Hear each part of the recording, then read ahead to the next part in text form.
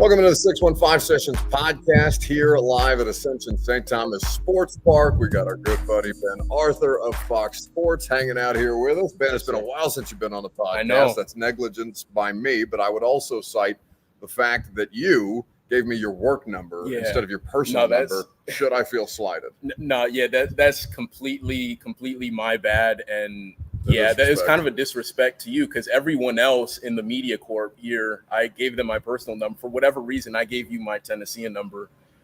So I don't know why that happened. I don't know what to make of that. But my bad, bro. My bad. So we'll work through these perceived or imagined slights one way or the other, and we'll see if we can't talk some Titans ball. Of course, the podcast presented by the wonderful people at Zen Sports. Promo code ATOZTN gets you in on all the action. Make sure that you download the Zen Sports app today and get in on all your favorite major sports. So we have now 4 days of fully padded practice. And outside of the, we'll call them fireworks on the first day on Tuesday with Jeff and JC and brawls and radio shows and all these other things, it has been competitive, much more competitive on both sides of the ball, I would say, through day 4.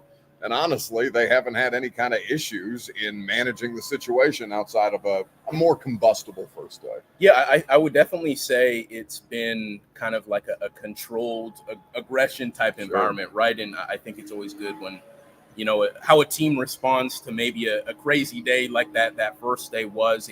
Maybe the temperature has come down a bit without that taking away from, just going at each other on offense and defense. And I think we've all seen, even though we haven't maybe seen as many physical confrontations, we've seen the verbal stuff, right? Whether it's Josh Wiley and Kenneth Murray or Mason Kinsey talking to whoever.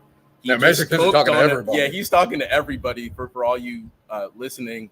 So the competitive juices are still there, but it's not crossing a line, which I think Brian Callahan appreciates. Well, and in fact, that is something that Brian Callahan had to say, Robert, earlier at his press conference when he was asked specifically about Jeffrey Simmons and the level of aggression that Jeff brought to the first day of practice to try and set the tone, but also trying to toe that line. This was the head coach. He was running pretty hot that first day in pads, and it was good to see him settle back in and just focus on instead of trying to fight everybody, making some plays. And what I saw was a guy that played under control but still plays really violent. He made a ton of plays in the next 2 practices, really. I mean, the screens, he sniffed out just about every one of them. He is who everybody thinks he is as far as a player, and it was really good to see him. I mean, he's still reps practice half the time, so I don't love that, but it's good for our football team. That's Brian Callahan speaking to the media earlier today. We're out here broadcasting live after Titans practice at St. Thomas Sports Park. For those of you just joining us, this is Ben Arthur of Fox Sports. He's got you covered online at foxsports.com for all of your AFC South interests. Beyond Jeff being a force, because we have seen that, it has been a back and forth that I think all of us have been intrigued by, or have no other choice to watch, between the interior of this offensive line, Ben, and the interior of the defensive line. Fully padded practice, our first kind of real sense of where this Titans offensive line might be. Yeah, I think just on that point, Buck, I mean, T'Vondre Sweat is really starting to figure it out. I think those first couple days, he was kind of with the second team, I think needed to kind of get his feet under him, figure things out. I remember Brian Callahan talking at the start just with the D linemen maybe needing to play themselves into shape a little bit. And I think we've started to see that. And Sweat is he's just been disrupting so many plays in these team periods, just knocking back Lloyd Cushenberry, who's a very, very good center, right? There's a reason why he got a historic contract for centers. And this is not an Aaron Brewer size center. This is a full size center. Yeah, this is a front end loader of a human being. So, Sweat has definitely jumped out to me when we talk about those interior battles.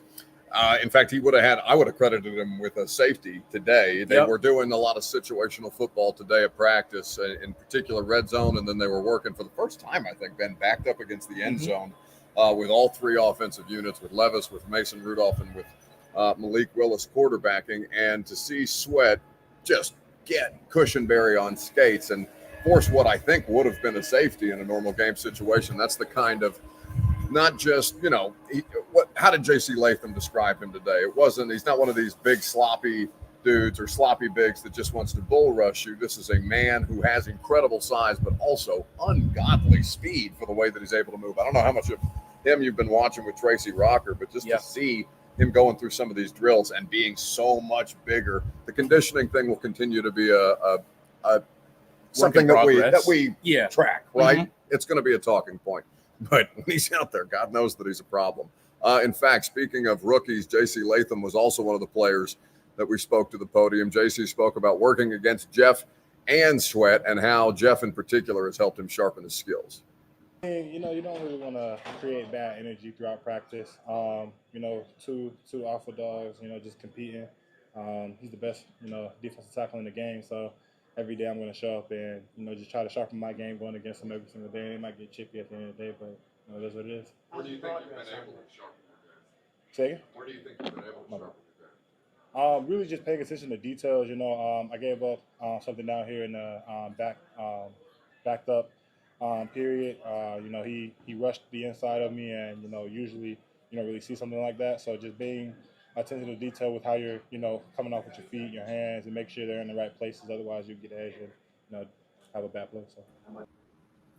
JC Latham speaking earlier. Ben, I know they're working on some stance stuff with him, and the offensive line in general is in progress, but he doesn't back down. He is one of the most physical and aggressive players out there, and you can tell, especially when they're running the football, that they've got the ability to acquire real estate the way that they need to as a unit. Definitely, yeah, and yeah, JC, I mean, he's a very powerful man, like just period. I mean, 350 pounds or something. Latham's at 70 today. Oh, yeah.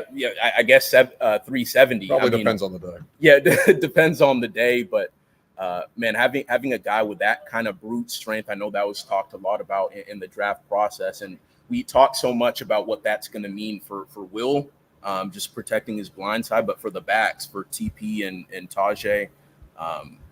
You know, I think they're very grateful to have a man of that size who could move as well as he does. Even though he's kind of making that transition back to left tackle that he played in high school, I think they're going to be very happy kind of with the result. How would you assess Levis now that we've seen offensive line setting protections, anchoring, doing these kind of things, the way that Levis in particular has looked behind the quarter or behind the offensive line? I think it's very noticeable the level of comfort that he has. I mean, it's as you would hope, right? Being a rookie last year, thrown in kind of 9 games in, just trying to figure it out as on the fly, starting that year as the third guy, coming in knowing you're the guy, going into a quarterback-friendly offense, pass-friendly offense, and really showing kind of that leadership. I think we've seen a lot from Will in that regard. And you know, we were talking to Mason Rudolph earlier, and he was saying that, like, Will is the leader, no question. Like, he's not only, I think, showing that on the field, but from a verbal standpoint, from a commanding the huddle standpoint, you're seeing that as well. And I think the biggest thing is just building that rapport with these receivers. Obviously, it's unfortunate that D-Hop is going to miss some time, but really allows him, I think, to focus on those reps with Tyler Boyd and Calvin Ridley, who I think it's going to be really important for that, right? Just because his speed is just – Brian Callahan talked about this yesterday. He just kind of goes a full revolution faster than other guys, and we've seen some kind of misfires, right, between Will and Ridley just trying to work through those kinks at this time of the year. So once that kind of gets going, I think we'll even start to see more from Will. Well, it's the idea of, because he's talked about this. He did an hour with our afternoon drive show over at the radio station, and he had talked about the idea of, like, trying not to second guess that the answers to the test are so obvious in this quarterback friendly system, and also trying to have to catch up essentially in terms of his pace of play to how sudden Ridley is, because that's the thing that we've seen the most in how he's able to create that separation. I think Trey Avery talked about it today. I don't know if you were over there with him as we had selected players come off the field, but the idea that he is one of the most sudden players, 19 or 20 miles an hour is what they're tracking him on the GPS, and just able to stop on a dime and pick it right back up with the acceleration. So there's no question that that's kind of it's a learning curve. And I think That's why we expect at this point to see all these guys at least play some of the preseason, right? Maybe Snead is different, but Yeah. for the most part, I think we're going to see the starting offense. Yeah, I mean, this is a very new offense, just in terms of some of the targets, the new running back and Tony Pollard, just the new scheme. I mean, they're going to need to play, and just with the offensive line, like I think that's been a big topic too, with not knowing. Okay, how is that group going to come along? I mean, I think in general you feel really good about the left side, what Latham can become, right? Skoronski going into year 2, knowing he's a guard. Lloyd Cushenberry, who we talked about, is an established center. But then that right side of the O-line, like we don't really know kind of what that's going to look like. I think Nicholas Petit-Frere could, eventually earn his right tackle job back. But I think largely, like particularly on that right side of the line, that they're going to need to figure some things out. So yeah, this offense needs more time to be together, and I think these preseason games are kind of going to really help with that process. That is an important thing to note, that Nick Petit-Frere off PUP this week, now practicing for technically 3 days. Friday was closed to us, but he doesn't seem to have any limitations. I know that he spoke with us yesterday as we do this on Sunday out here at Ascension St. Thomas Sports Park after practice, that he was just relieved to be playing football. In essence, I'm Ben, after we walked back in there yesterday after the press conferences, I just couldn't help but continue to be struck by how noticeably he seemed to be breathing a little easier than he has in basically the last 2 years. And it's no small thing to start 16 games as a rookie and then to have year 2 go the way that it did. Not a fair sample size, I guess, for us to really judge him based on how all of that played out. But they seem to be optimistic, and it's been pretty instantaneous that they're trying to get him into the mix. Yeah, I think just going off of like his second season, like I almost had to remember that he was suspended at the start of the year, and then he had the injury, and then he had another injury, and so told us he was ready to go in the spring, and then he had to have a knee scope that shut him down for the offseason program. Yeah, exactly. Right before media availability, like for OTA, so he was like back in the mix, and then for that to happen to him again, and then to come back, and man, yeah, he just seems to be in a really good place. You talked about how relieved he seemed to be. He just seemed so happy, right? Like just the comfort was really noticeable. I think he's always been a good person to talk to, but just his energy felt like, he felt very much at peace. And I think that's really notable considering, again, all that he had to go through last season. Absolutely. Well, Ben, are you going to be at the preseason game this Saturday?